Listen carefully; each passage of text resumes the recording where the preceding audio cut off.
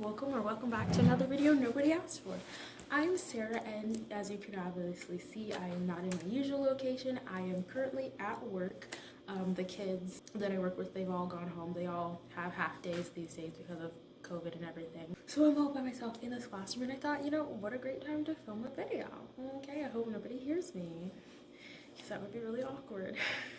Today, I'm gonna talk about why I haven't made any friends in the past 3 years. So I'm going to jump right into it. As I've mentioned already, I haven't made friends since 2017, and that's predominantly because I have trust issues, and people over the past couple of years have continuously given me reasons not to trust them. So it all started in April of 2017 when a girl that I considered a really good friend, you know, we weren't best friends, but I definitely considered her a really good friend, did something that I took as a betrayal.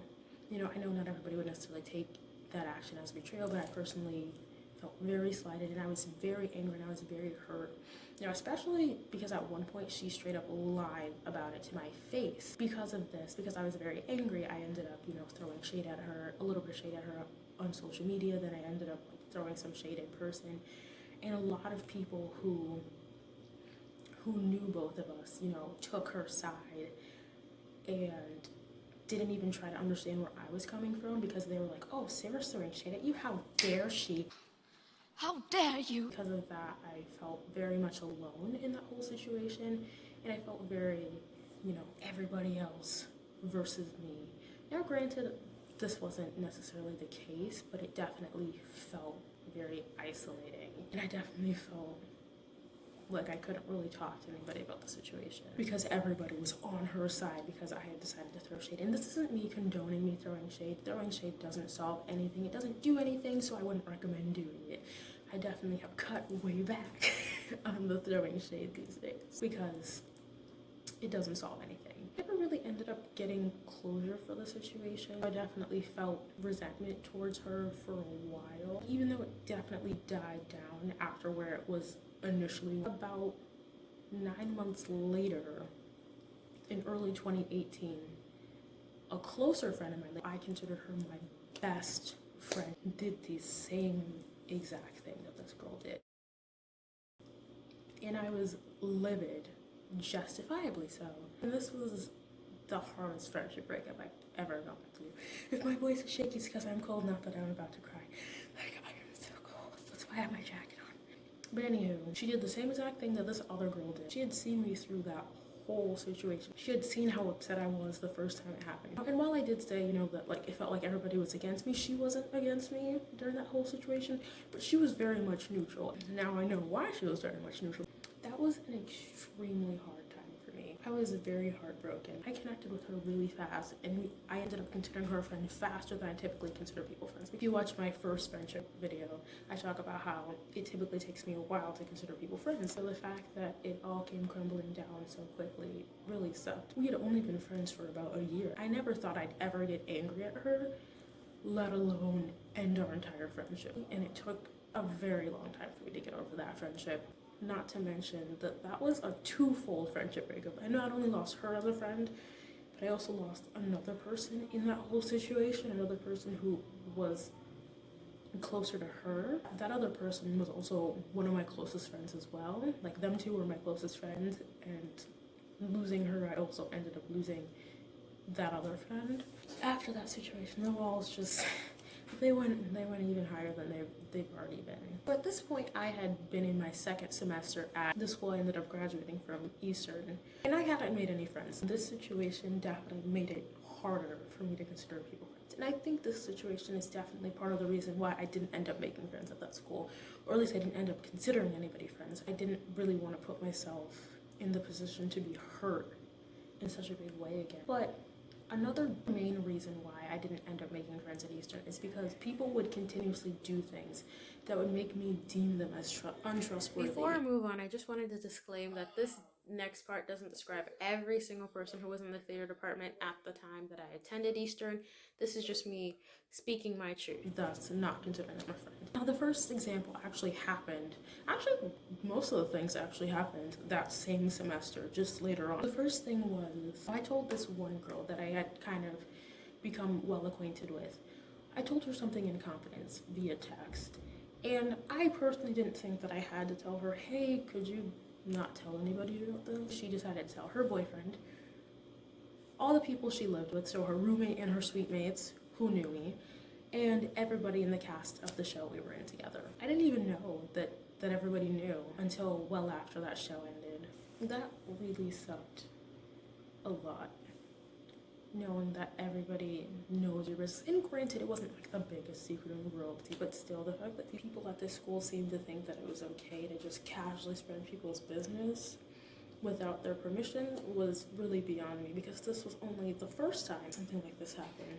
When I actually asked this girl why she decided to tell the entire cast this thing, she was very unapologetic about it. You would have thought I asked her, why'd you paint your nails green? The way she answered. Another thing that happened that semester was somebody decided to start a rumor that I was talking trash about somebody. Mind you, I barely knew this girl. I had no reason to talk trash about her. I thought maybe she started the rumor, so I asked her, did you start this rumor? And she said, no, I didn't.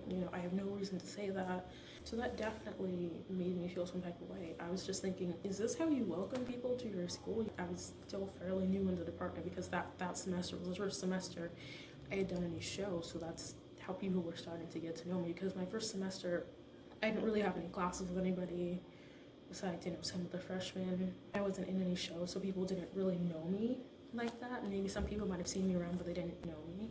So when people were starting to recognize me and know who I was within the theater department, the fact that they just casually spread a rumor about a person they literally don't know. Most people never tried to get to know me at any point during my 2 years there. So the fact that they just think it's okay, let's just spread a rumor about Sarah for no reason at all. The fact that I didn't know who spread the rumor definitely made me go, oh, well, I can't trust any of you guys, because you guys think it's cute to just spread rumors about people for no apparent reason. And the last thing that happened that particular semester was someone else deciding to spread my business for whoever to see. This person decided to show texts between us to a bunch of people as a way to make fun of me. People didn't know me like that, and this could have been people's first impression of me. Someone else actually ended up telling me that, so I guess that's the good part about people having big mouths. You find things out like this. And I was really hurt.